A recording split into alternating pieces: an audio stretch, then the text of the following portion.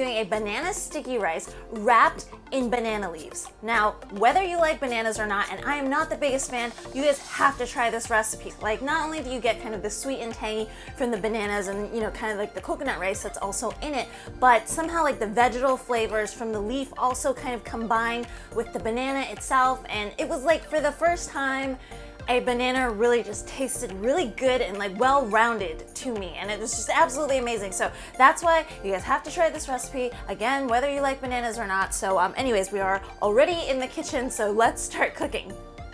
Alrighty guys, so we're gonna start off with the coconut rice first. I started off by soaking about 3/4 cup of glutinous short grain rice in water for about 2 hours, and then afterwards I strained everything, and then to that I'm gonna add a 1/2 cup of coconut milk. Afterwards, I'm going to put in about 1/3 cup of sugar, but you can adjust according to your taste.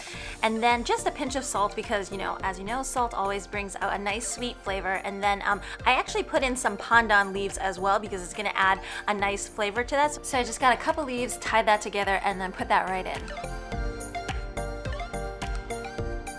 So you just want to cook that down. You want to kind of bring it to a boil first and then lower it down to medium heat just up until the rice starts absorbing all of the liquid, not until it's cooked, okay? So you can see that at this stage you can basically turn it off, and really after the boiling point I think it only took probably like 5 minutes or so for the rice to just kind of get sticky and then absorb all of the liquid. So I'm just going to put that aside, and then now we're going to prepare the bananas, which we're basically going to cut up. So it really depends on how big your bananas are and then how big you're going to make these packages, but you know, for kind of like a normal sized banana, I cut it into 3, and then I'm just gonna cut it in half again so that each banana makes about 6 pieces.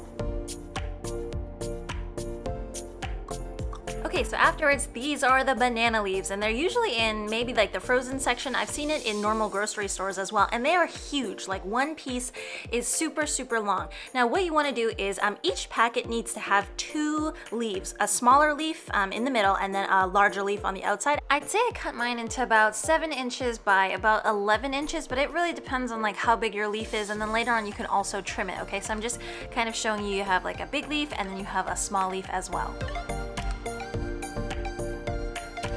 So you can see that I stacked the leaves on top of one another with the bright kind of greener, shinier part facing you because that's going to be more slick, and then the rice is not going to stick to the leaves too much. So I put about like a tablespoon to 2 on the bottom, and then a banana, and then a tablespoon or 2 up on top. Really depends on how big your packages are, but you definitely don't want to overfill them as well. So kind of, you know, 1.5 tablespoons, maybe we can just do that. So one thing that I found that was really helpful when wrapping them is to actually pre-shape them before you wrap them. So initially you just want to kind of squeeze all the sides together up until you get a nice rectangle like so, and then afterwards everything is a lot easier to wrap.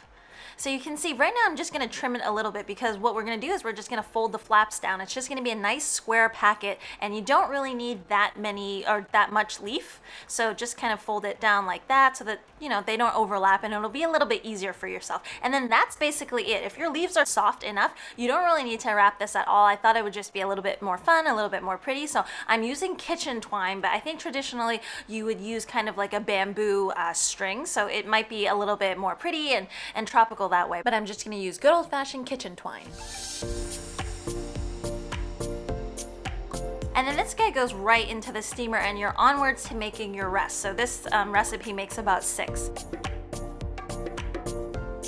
So you can see that I have a rolling boil going. I'm just going to steam the whole thing for about 30 minutes. Now, you guys can also grill these as well, but I decided just not to. It was a lot easier just to steam it. But after 30 minutes, oh my gosh, is it so fragrant. Like, it smells like your whole kitchen will smell of banana, but like in the best way. And of course, it is now time for the unraveling. So I just use a pair of scissors and I cut both of the strings off. So no fuss, and it is just like a tamale. It is so good. So you can see, I mean, this guy is not much of a looker, but it is a smeller, and it smells way good. So I'm just gonna cut it down to the center for you so that you guys can have a look at the inside.